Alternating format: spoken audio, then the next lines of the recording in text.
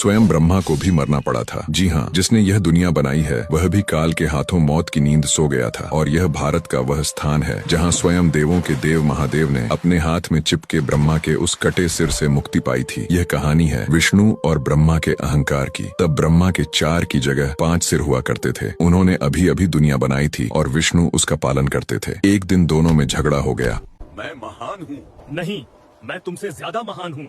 दोनों ने चारों वेदों से इसका उत्तर मांगा। वेदों ने भगवान शिव को ही सबसे महान बताया। उत्तर सुनकर विष्णु ने तो इसे मान लिया, लेकिन ब्रह्मा क्रोधित हो गए। उनका 5वां सिर महादेव की निंदा करने लगा। भला वो शमशान में रहने वाला अघोरी महान कैसे हो सकता? इतना सुनते ही और ब्रह्मा के अहंकार को देख शिव क्रोधित हो गए। उनके क्रोध से एक भयंकर रूप प्रकट हुआ। भयंकर काला रंग, लाल आंखें और हाथ में त्रिशूल, ये थे काल भैरव। प्रकट होते ही शिव ने उन्हें आदेश दिया, जाओ और उस अहंकारी ब्रह्मा को ठिकाने लगाओ।